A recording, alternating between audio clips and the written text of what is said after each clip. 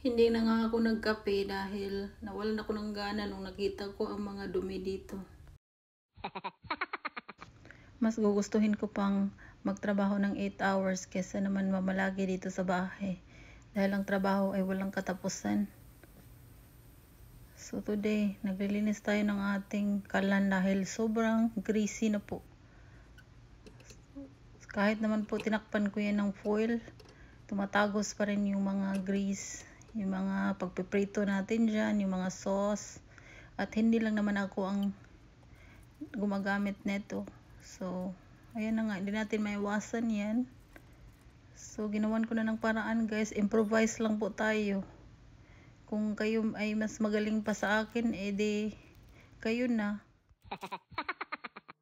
Baka naman napapagod na po kayong makakita na palagi akong nagluluto ng pizza, mini pizza, mga ano-ano pa dyan. So today, paibahin naman natin. Magluluto tayo ng calamaris. Calamari sa English. Pero sa atin, calamaris. O, diba? Ayan. Improvise ko lang din yan. So, hayaan nyo lang ako guys. Dahil ako ang nagluluto.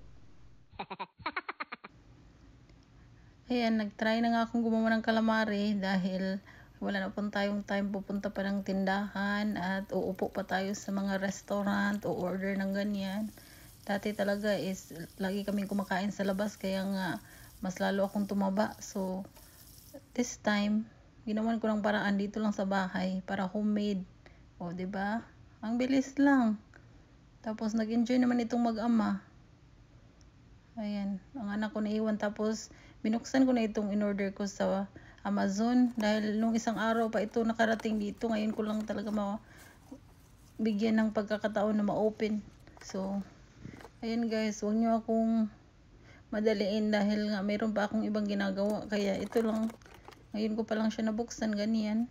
So, para ito sa aming restroom, para doon sa TV na nabili ko at yung table runner. Ganyan. O, diba? Charot. So, dito ko na siya binuksan sa kabilang kwarto dahil ang ingay-ingay nila doon sa living room. Hindi tayo makakonsentrate. So, nagmukha lang siyang ganyan. Tapos, yung lalagyan ng toothbrush. O, diba? Pwede naman siyang mga school supplies din. O, ang kalat-kalat ng aming restroom. Pero nagawan ko ng paraan, diba? Ayan. Nagkasya po lahat. So, happy po ako. Sana ay magtagal ito dahil nga pag ganyan nag-a-arrange ako guys, naglilinis-linis ganyan. Mga 3 araw lang ay bumabalik din yan sa dati. Yan. Arrange pa yan. Organize pa yan. So baka bukas nako. Tingnan lang natin kung magtatagal ito. Tapos ito namang medicine cabinet. Bukas ko na yan aayusin.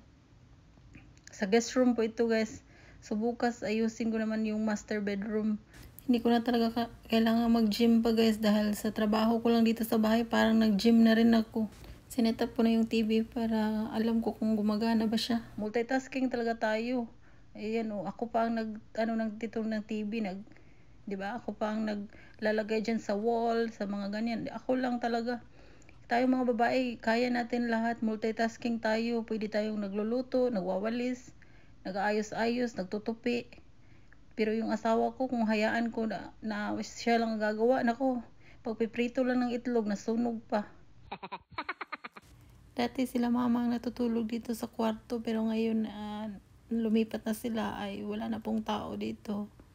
Pero ayan, kung meron tayong mga bisita, ay meron na tayong extra room na pwedeng matulugan. Meron ding mini fridge dito. So, meron ding mga drinks namin. Yung hindi magkasya doon sa malaking ref. Dito namin nilagay. Pati yung mga beer. Thank you guys for watching.